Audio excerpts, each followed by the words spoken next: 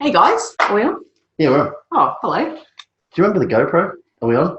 Oh, this is a weird way to start a podcast. But where were we? In New Zealand. Oh, we're in New Zealand. We're eating fish and chips. And we went canyoning, which means we were doing like abseiling and jumping into water and hiking and whatever. Mm-hmm. And going through canyons. Yep. Also. And we were wearing a GoPro on our head. And we didn't know if it was on or not. And so we'd always be... Anyone would put the GoPro on and be like, is it on? Is it on? And then the guy was saying how he wanted to make a mirror for a wristwatch for the GoPro so that you could just hold it up to your face, that you can see the light. You know, see if your GoPro's on. And there was so much hilarious footage of people just staring at this GoPro, like, you know, with their mouth open, squinty eyes, like, huh? Yeah, is it on? I don't know. Is it on? Make a Facebook page for it. Yes, we are on. Good, we're on. We don't have a light to let us know. I feel like that was a shit boring story. Nah, it's good. If you're in New Zealand, go canyoning. I'm so sorry. But I do want to save myself with a dick joke. Okay, cool. Because my friend Did you say big cock? Or? No, because... Okay. That's funny though. It's good. Keep on. My friend Sam says in your intro, it says there may be a dick joke or two, and you very rarely tell dick jokes. You've informed the people of this before. Yeah, and I'm sorry, guys. I know. I don't think since I said it last time I've told a dick joke. The dick joke is life is like a dick. It gets hard for no reason, and it's too short. Eh? That's what she said. Totally sexed it. If anyone watches Brooklyn Nine-Nine, you'll appreciate that. Mm-hmm. So what are we talking about today? Before we get to the topic. Yeah. Exactly. What's been going on? Maybe I'll share something that's been going on for the both of us. Mm-hmm. So Dean and I don't have children, don't want children, but our child is our dog. And he's been drinking a lot of water lately. Like I'm talking a litre at a time. And he's not a very big dog. He's only like 16 kilos. He's an atrophied English Staffy. So I took him to the vet. And I'm saying this with a straight face because I've already had a few days to cry about it. He has failing kidneys. Mm-hmm. There's 4 stages and he's at stage 2. It's between 1 and 2, they think. Between 1 and 2. And because he's 14 years old, they said, you know, dogs with kidney failure have months, maybe years in them, depending on, you know, their other health factors and how old they are. But because he's 14, he's probably only got a few more months. And currently, as we speak, he's at our feet snoring. I don't know if you're able to hear him.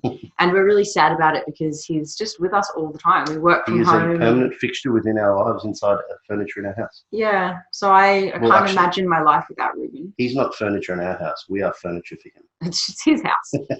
He's the king of this castle. He decides where he sits. He sat on my head yesterday, remember? He sat on my foot when I was trying to stretch. The reason why I'm immobile is because of him. He's the cutest little man. So that's what's going on with us. Yeah. We're kind of coming to terms with that. So it's kind of funny as coaches who work in the nutrition space. Yeah. The thing we have to do to try and improve the quality of his life and also extension of life is to modify his diet. Yeah, we need to reduce the protein in his diet to make it easier for his kidneys. Because he was eating a fair chunk of proteins. Yeah, he was. But anyway, yeah, that has been going on. Not the son of a bodybuilder. Low protein diet. Not anymore. Yeah. Yeah, it's sad. He belongs in Byron. A low protein diet. He's eating mainly just sweet potato. Fermented vegetables, though. Oh, that's funny. It's not actually true. He's not doing that. Yeah, cool. Well, that was a shit what's going on with your life right now, isn't it? Hopefully we have some better news for you next time. Like world domination. I don't know. Oh, who knows? Who knows? I shouldn't be looking at myself in this camera. I got ready in like 2 seconds for this podcast, whipped my hair up into a grandma bun and put on lipstick. And I like rubbed my top and my bottom lip together to try and, you know, like smudge my lipstick in. And I think I rubbed it too far down on my bottom lip. And I've got this perimeter of lipstick that goes beyond my lip. That's ridiculous. I can't see it.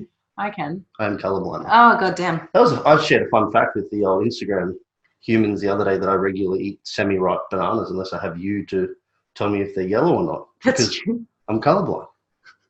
I actually had quite a few guys respond and say, so actually, Liz is going to say, you're red-brown colorblind, they're yellow and they're green. Exactly, that is what I was going to say.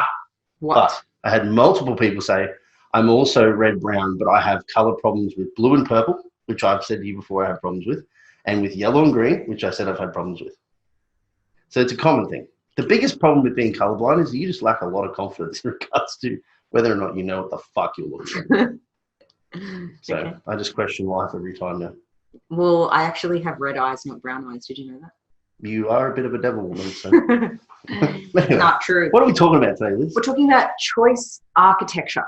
And we think that this is, I mean, we can crap on all day about should we eat 2 grams of protein per kilo of body weight, or is 3 better, or 300 grams of fruit, is that really enough, or do we want to eat 5? Like, these are all specifics that are small tweaks, 1%ers, but choice architecture is something that could make our lives so much easier. They're small changes that could have a huge impact, and it really matters. Yeah, for sure. Uh-huh. This is like one of these things that people say, how do you lose weight? That's easy, calorie deficit. How do you gain weight? Calorie surplus. Okay, how do you grow muscle? Lift more weight. Mm-hmm. And that's really kind of true. But it's the implementation of all of those things done repetitively and sustainably over time that achieves those results. And the details in the devil. Yeah. The devil's in the detail. I can speak. and that's kind of, I think, this is one of the many facets of coaching that we've come to realize, both probably through just application and becoming better at it. Yeah. But then also like this confirming, I suppose, coaching tactics and techniques and stuff like that. With habit change. Now, this has come out of chapter 6 of Atomic Habits, which is a book the Flex Success coaches are going through together as we speak. We are discussing chapter 7 and 8 in this week's meeting, I believe. And I'm going to explain to you what choice architecture is now, unless you would like to do that, Dean. It's drawing. No. Something about drawing. Okay. You have more of a defined version of it. I would just butcher my way through it. Okay. Is it because I've taken excellent notes for this podcast and you have just rocked up? Excellent note taker. And I'm along for the ride. Okay. All right. Now, choice architecture was explained in Atomic Habits as such. It is when a consumer has options to choose whatever they please to buy, but things are placed around a store or a cafeteria or a supermarket or whatever in a way that is more obvious and more appealing to the purchaser. And what's the name of the author? James? Yeah, James Clear, isn't it? Yeah. So James talks about this study that was done in Boston where somebody was trying to improve the choices of drinks that people were making in the hospital cafeteria. And they show this schematic of the cafeteria where the refrigerators are, and there were water placed in both fridges as well as soda. Mm-hmm. I hate the word soda. It sounds so American. Better than the word fizzy pop, which is a British thing. Fizzy pop? Yep. What the feck? Anyways, we'll go with soda because that's what the book called it.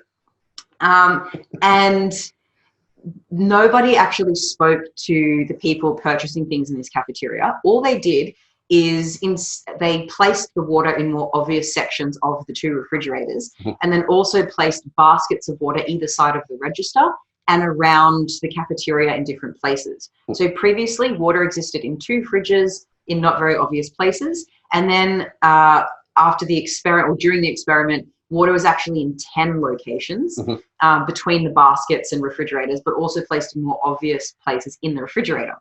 And according to my lengthy notes, Dean. Oh, I know the percentages. Oh, do you go? Yeah. There was an 11% decrease in soda. 11.4. and a 25 point, I'm going to say 2, just to throw a number on 25.8. Okay. 25% increase in water intake or water purchase. Yeah. They could have just thrown the bottles out. Who knows? Yeah, so it looks like it's not just that people were buying less soda and swapping it for water. More people were buying drinks and they chose water. Mm-hmm. Yep. Because of choice architecture, because they made the water more obvious and they made it easier to access. This is kind of like an increase in visual exposure to a particular cue, but they don't know what the cue is. What the fuck does that have to do with nutrition and training, Dean? Oh, I don't know. No. What do you mean? Well, we just spoke about a nutrition example. I suppose what it has to do with it is that if we can design or architect our environment to support that. Architect our environment. Yeah. I don't know. That's all right. Let's go with it. To support our intended goals or any kind of habits that we want to change to keep in line with the book, that it will likely become far easier for you to do that. Because what he says in there is like, motivation sucks. Environment rules. Something like that. There was like some line that he started off I actually did write down a quote that I wanted to repeat in this podcast from him. And so essentially what he's talking about with choice architecture is if we typically go for the most obvious thing. Yeah, he basically reminded me that I'm a monkey. Like you're That just was what I took out of it. I'm like, I'm a dumb monkey that just takes what's in front of me and I don't really think about it. you're a victim of your environment, not an architect of your environment. Yeah. Yeah, and so if we have chocolate and chips at the front of the pantry, it's the first thing we see when we open the pantry, we're probably going to be reaching for that because we're cued and triggered as soon as we see it. Whereas if we hide those things at the back of the pantry, it's still there, we can still choose it. But instead, we put fruit in a bowl on the countertop and we walk past it frequently, called suggestion impulse buying in marketing. Yes. When we're constantly walking past things. That's the end caps. The end caps, yeah, we'll talk about end caps in a sec. Then we're more likely to eat fruit more often because it's kind of in our face, out of sight, out of mind, insight, in mind, I guess. Yep. Yeah. You want to talk about end caps? I suppose that end caps are just like in retail, typically the most profitable item that they're trying to sell the most of. What's an end cap? Doesn't it explain itself? It's typically like a sales point where they put a large amount of products at the end of an aisle or at the front of the store when you first enter it. So that it's the first thing that you see and you're most likely to purchase. Whenever I'm lining up like Woolies or Reject Shop or whatever, I shop at high class places. Yeah. There's always those freaking half-price Snickers bars that just like, come on, Lizzy, you know. Yeah, every Coles has massive. I'm only 98 cents. They have massive end caps, and they also are very good at obviously doing point of sale additions, cheap additions. You know. So that's suggestion impulse buying, and we can have suggestion impulse buying in our own environment by hiding the chocolate and making the fruit obvious, and putting the fruit on our end caps, which might be our countertops of the kitchen. What about putting an apple in the front of the fridge? And then a piece of chocolate directly behind it. So then when you take the apple, you go, I'm such a good boy. Eat the apple, and now I get a treat. Like that's a dog. What we want, really. No, that's not what we want. Okay. But the chocolate should be hidden a little bit better than just behind an apple. Now, let me read this quote to you. People drink, this is from James Clear, by the way, a quote from chapter 6.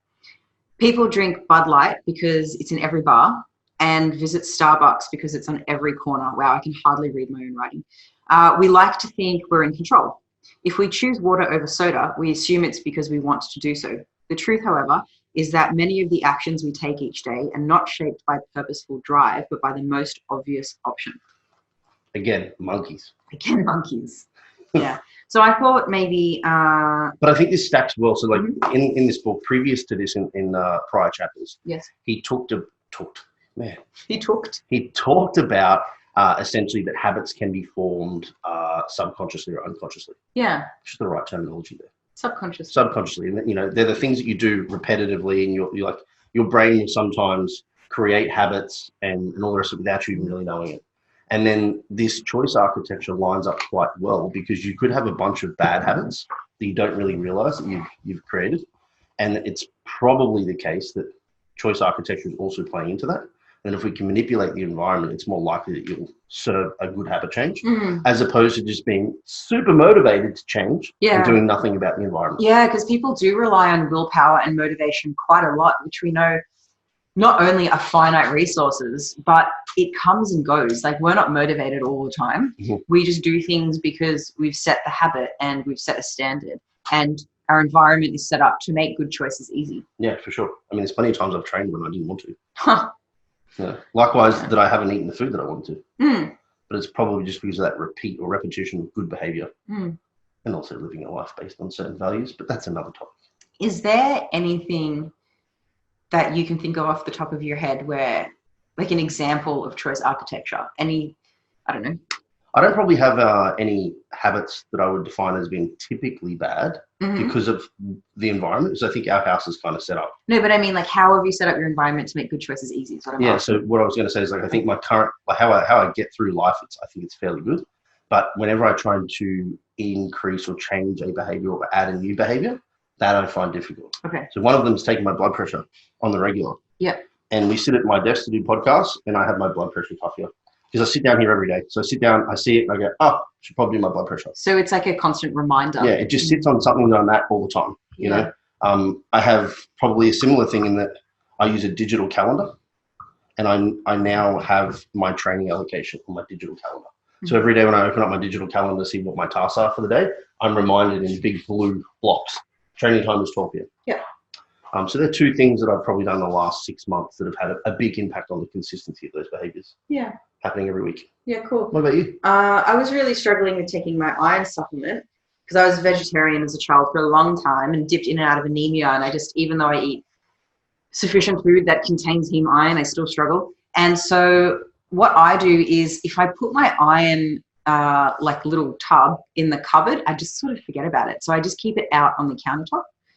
And we're not talking about habit stacking right now, but I've also stacked it. I want to take it once a day. So I've joined it or stacked it with a habit that I do at least once a day, which is brushing my teeth. Do it twice a day, but whatever. So first thing in the morning, I get up, I reach for my toothbrush, and I think, oh no, I've got to take my iron before I brush my teeth. So I have my iron in an obvious spot, and I've stacked it with that habit. And the good thing about those two going together actually is that you don't want to typically take iron with coffee, right? Yeah, exactly. And you ain't drinking coffee with fresh breath. No. I brush my teeth, I walk the dog, I do some laundry, I have breakfast like an hour, or coffee like an hour or two later. Yeah. In winter time, I really struggle to get to the gym in the morning if I'm training in the morning at that point in time because it's cold and it's dark and I really like to stay in bed. And what I do to make training easier or a way to set up my environment to make good choices easy is before I go to bed that night, I figure out what I'm wearing for training the next morning. Obviously, if I'm training arms, it's something sleeveless because #bodybuilder. Not when you first walk in. Oh no, there's a jumper and you warm up with the jumper on and as soon as you have a pump. That's how I got you. We got it. It's true. We got it sorted. So I organize my clothes the night before and I put that in the bathroom. So when I go to the bathroom to take my iron tablet to brush my teeth, my clothes are right there. I don't have to think about it or fumble around in the dark. And I'm just kind of removing the obstacles between me and the good decision. This will sound quite simple, but so in my bathroom, because we're so fancy, we have two bathrooms. We have separate bathrooms. Not really. But I used to keep my vitamins and minerals in a drawer that was down near my feet. And then I also have a cabinet in front of my face. And I always go to the cabinet in front of my face. I don't typically always go to the drawer. And even just the act of bending down is extra effort, despite it sounding ridiculous. It does sound ridiculous. I moved my vitamins and minerals to the top because I knew every time to open it, I'd look at it every day. Like I open that thing every day. And every day I'm just reminded you have morning vitamins and minerals, you have nighttime vitamins and minerals. And then when I started taking my blood glucose, I was like, where can I put this to remind me to do this? I put it with my vitamins and minerals. So now it's just the same thing. Like every day I open up, oh yeah, I've got to take those this morning. It's obvious. And you laugh at me for my organisation. Yes, Dean. But on the left side is morning, on the right side is night. Oh my God, of course it is. But it's made it so easy for me. That's good. And I think this is the more examples people can appreciate, then they can actually start to look at probably like their household and go, all right, what's currently getting in my way or creating more resistance, as you put it? And then what can I change or how can we change the architecture of the home to support the goals that are intending to embark on? One thing to keep in mind is let's say you veg out on the couch at nighttime and that's a habit that you've gotten into and a habit you want to break. Instead of sitting on the couch with celery sticks, that might feel really difficult because you've been cued, that's the couch, you've been triggered, it's nighttime, you have a craving for chocolate.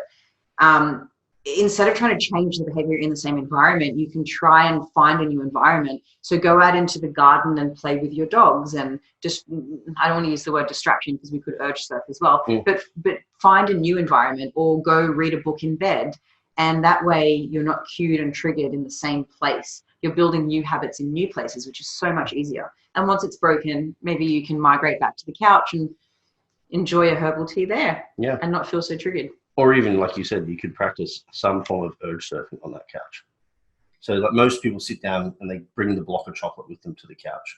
I'll only have 4 squares. Okay. And then it's within. Why'd you bring the whole block then, sweetheart? So let's maybe bring 2. Let's have a cup of tea first. Let's fill up. And then we'll have the chocolate as the finisher. We spoke about urge surfing in another podcast, but as a quick reminder, urge surfing means that we're not trying to not think about the chocolate. Or the beer or whatever you're craving. We're not trying to distract ourselves from it because if we're trying to not think about a pink elephant, don't think about a pink elephant, Dean. What are you thinking about? A purple elephant. You're not. You're thinking about the bloody pink elephant. And research suggests that when we're trying so hard not to think about something, that's all we can think about and it consumes us. And very rarely do people actually succeed in distracting themselves or not thinking about the thing they're trying not to think about. So urge surfing would suggest that you accept that you're having a craving. We acknowledge the way that we're feeling But we also know that it's just a feeling and it too will pass with time. Depending on how frequently and how intensely the cravings are coming will depend on, how quickly you can expect it to pass. But it's called surfing because urges are like a wave. It has a trigger, the beginning of the wave, a peak, the peak of the wave, and it will pass. It crashes eventually like a wave. And most people give in at the peak when it's about to crash anyways. So that's a quick summary reminder of urge surfing. It's a good one. Yeah. Tis a good one. Tis, Dean. Anything else on choice architecture? No, I guess. What about some other examples? Like he used the apple example. I think that's a great one. In that he used to buy apples, he'd put them in the crisper. He'd forget about the apples would go off, he'd throw them in the bin. Yeah. And then he started and just moved those apples to the countertop where he saw them every day. Yeah. Fantastic. So simple. I guess one that a lot of my clients struggle with is a lot of people have a racing mind before bed and they can't stop thinking about what this person said to them at work or the principal got their kid in trouble again or whatever. A lot of people find that reading books before bed helps relax their mind and they can fall asleep, but it's just not a habit that they're in, and they get to bed and they put the blanket over them and the book's downstairs. So in regards to another example of choice architecture is always making sure that there's a book on your pillow, on your side table, in your bedroom somewhere. So when you get into bed, you have the trigger, you've seen the book, it's right there, and there's little friction between you and the good decision. Yeah, it's a good one. There's so many of them. The water bottle. Yeah, so a lot of people get to the end of the day, they're like, fuck, I don't even know if I've drunk water today. Is water and coffee, does that count?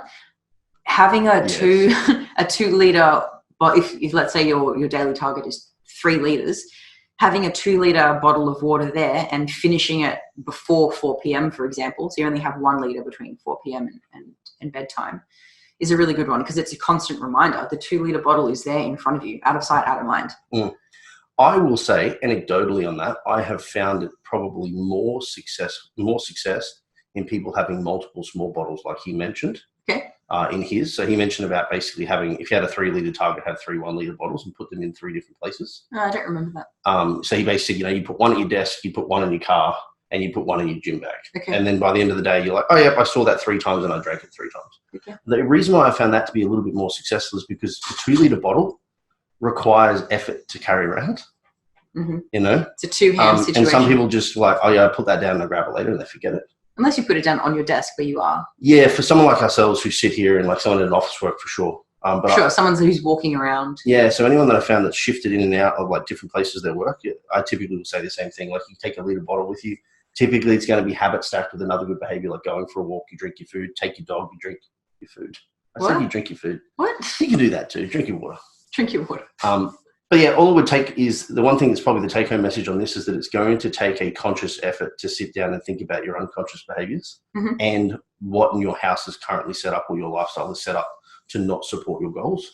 But once you pen them down, it'll become quite clear, and then there's probably some really easy solutions to improve the architecture of your environment. Yeah. Actually, one thing you brought up in the meeting, last week's meeting when we discussed chapter 5 and 6, was that a lot of people think about, because Dean just suggested to think about your habits and think about like, are they serving you? Are they not serving you? How could we adjust them?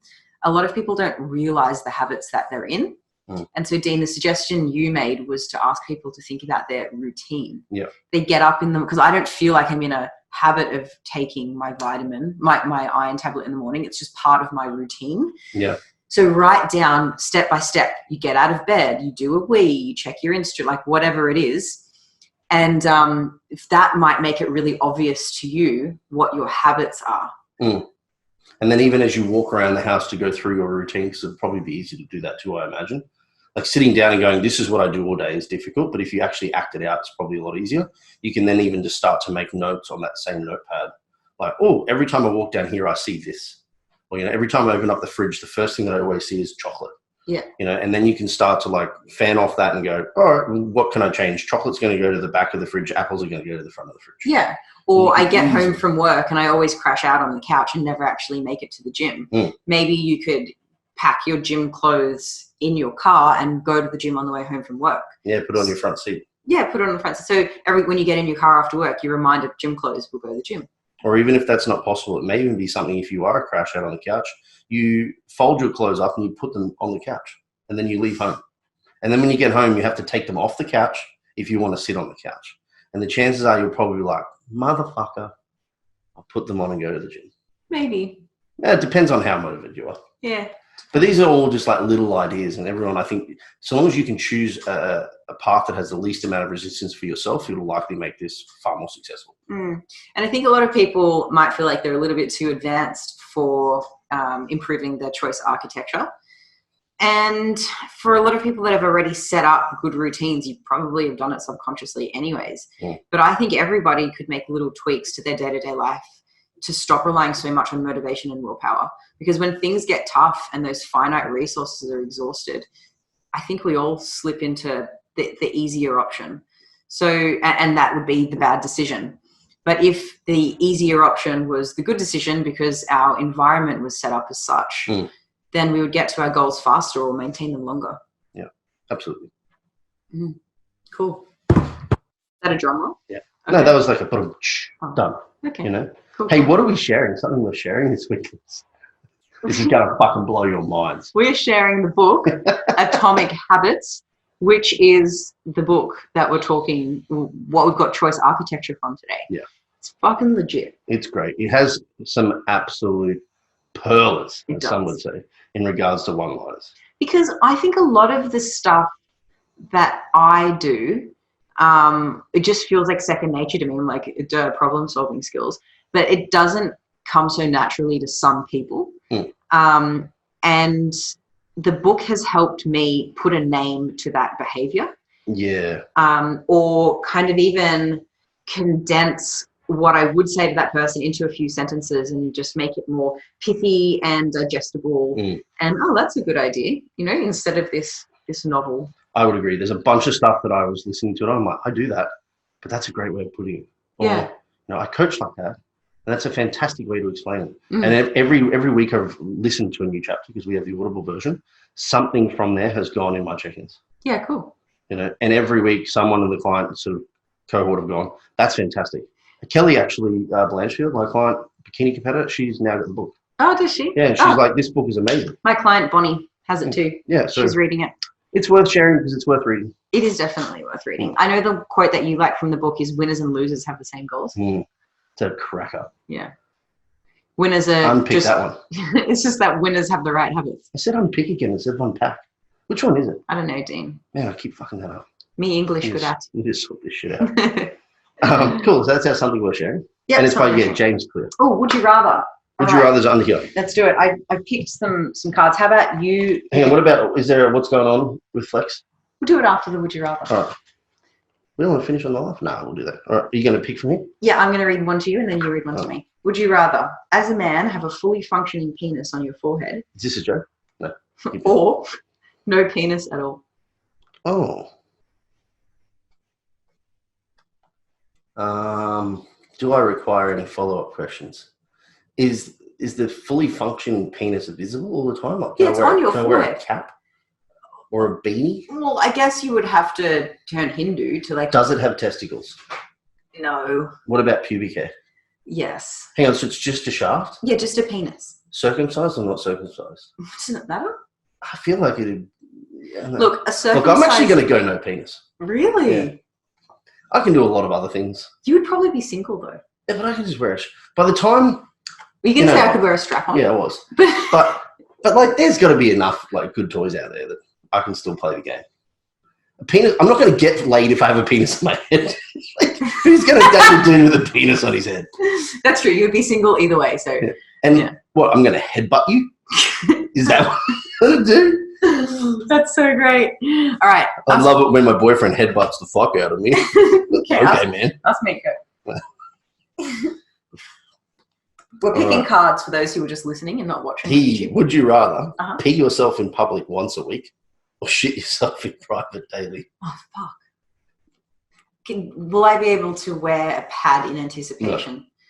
Okay. So I have to like have a full wet patch? Yes. I'd rather shit myself in private daily. Oh, I don't know about that. Yeah, that's what I'm doing. That's what I'm going with. I didn't state that in public there were people around. Well, that's what in public means. No, it just means you're out in the community. No, it doesn't. Yes, it does. If I'm bushwalking. You could also be in public at the beach in the water. You had so many options and you just decided to shit yourself. You just want to be more. Look, I'm going with it, guys. I'm going with it. I'm sticking with my more like Jim Jeffries. That man has shit himself multiple times, apparently. I've actually never shit myself before. Yeah, neither have I. I went away on a girls' weekend and we were quite open with each other, and the girls were telling me hilarious stories. One of the girls, shall I name her? No, I won't. She was dating this guy, and the first time they ever shared a bed, they woke up in the wee hours of the morning, pun intended, and she was like, mate, you got to get out of the bed. I just peed. What? Yeah. Was she drunk, though? I don't think so. I think she just peed the bed. I don't know. Maybe she was. So there's a podcast, Fuad, Abiyad. I don't know how to pronounce his name. And they were talking about, have you ever shit yourself in the gym before? And the two of them were like, yeah, I've definitely sharted, like, while squatting. No. You know, like, thought it was a fart, a little bit of extra came out. And the other guy was like, thinking they actually had dropped a full shit in their pants. Oh my God. But they were like, what do you mean? Of course. Like, I would say most people have. No, that's not true. Well, there was a 66% yes in that podcast. Really? Well, there was only 3 people. Oh, okay.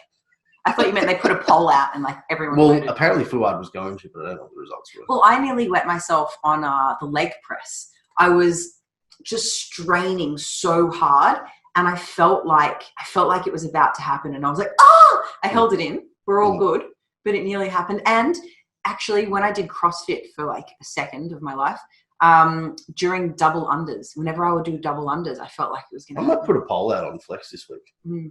I mean, this podcast won't come out. Oh, actually, it might come out at a similar time. But yeah, apparently it's somewhat common. Hey, next time me and you record a podcast, I have so many great wee stories. So many great wee stories. Something to be proud of. I clearly have no shame. I'm telling you, like, I nearly wet myself on the leg press and nearly during double unders. Double unders is a common thing, though. There's videos of women pissing all over the box. Oh, I feel so much less alone. That's got a double meaning. Pissing on boxes? Or out of it. That's funny. Yeah, cool. I'll save some good wee stories for the next podcast. Yeah. What's new with Flex? What's new with Flex? Well, I'm... 2 quick things and then we'll wrap it up. Okay. I'm balls deep in writing the new Flex Success book. I have not decided on the name yet. I'm thinking not just a low-calorie hacks book, because it's going to be a book with some awesome recipes like lasagna and stuffed capsicum and Vietnamese noodle salad, but low-calorie versions of it, and also a whole bunch of common supermarket products that you may not be aware of that are really handy low-carb swaps. Plus a little bit of education too. Oh, right. So it's not just a low-calorie hacks book. So they're the low-calorie hacks. But there's so much more to it as well. We're talking about hunger management, cravings management, why you need to know about these foods and how that interrelates with... Yeah, kind of what low calorie even means for you, because that means different things to different people. And calories aren't the only thing that matter. We also need to look at adequate protein. What do we mean by adequate protein? So I'm keeping the theory as summarized and condensed as possible, because I don't want it to be a novel, but I'm still giving theory that I hope will be really helpful for people to take away. Yeah. Looking cool. And figure out what the details mean for them. Not just low calories, 1,200 calories. Is it really? Could be, maybe not. Not for me. What about you, Dean? What's going on? I'm eating all them calories. Yeah. Well, I just, maybe we are 5 weeks into the product that we released called the Composition Corner, which is a product that I'm currently running. And essentially it's group education in a private community run through our website in the member section, with individual check-ins for people that are looking for body composition goals, hence the name, the Composition Corner. I like it. Very creative. And yeah, it's going really great. We've got a good amount of people. The cool thing about this program too, or product, is that it's ongoing. So it's kind of like, so long as there's spaces, like I think I'll allow it for up to 20 people. So long as there's spaces, you can join. And if it's on the website, it's available. And then once the 20 people are maxed out, it'll go away. And yeah, we'll see how it goes. But so far it's been really successful and fun. So if I was to join the Composition Corner, and what does that mean? Do you like give me a training program or something? Like how? So no training program. So you'll get access to a macronutrient tracker, which will also give you macronutrient guidelines around weight gain or muscle gain, fat loss or maintenance. Okay. And if you want to do calorie cycling or carbohydrate cycling or not. Okay. It gives you 3 different options. And then that starts you off in week 1. Okay. You get access to the community, which is basically a free-for-all to ask as many questions as you want about any topic, nothing off guard, nothing off topic. Could I ask about like your family history? Yeah, I'd answer. No, it has to be nutrition training, pharmacology related. Okay. And I answer that every day throughout the week, except for the weekends. And then, which that's going awesome. That's been a really, really good part of it. People are asking good questions. Yeah. And then once a week, you check in for me with some data. Things like macros that you hit and steps and a whole bunch of other stuff. Mm-hmm. And then I give you feedback once a week as well. Like personal. In response to that, personal feedback on how your week's gone and what my suggestions would be for the weeks moving forward for you to achieve the particular goal you're looking to achieve. Yeah, cool. And that's done by video recording. So you get my ugly face on your screen and however much time I need to give you the answers that I need to give you. So yeah, it's a once a week check-in. And the reason why it's a little bit different is because one-on-one clients essentially have access to me as an individual 24/7. No, that's a lie. There's no such thing. 24/7. Like 16/8? No, I don't know. Daily. Let's say daily. And they also obviously get a large check-in from me too. And diets. And training programs. It's a lot more like personalized. Yeah. But obviously there's a cost variance there, so it's a bit cheaper to get into the composition corner. Yeah, so the composition corner is like more like questions and guidance. Whereas one-on-one coaching is like in detailed programs. Yeah, and a lot of education associated with that to you as an individual, whereas composition is group education. Yeah, fair enough. Cool. It's been cool. Love it. Well, you have a call in 4 minutes with a client, I believe, Dean. So we're out of here, folks. Hopefully we don't have to talk about him peeing himself. The client that you're talking to? I've not met this Who knows where the conversation will go, Dean? It might. All right, until next time. Arrivederci. Bye. See ya.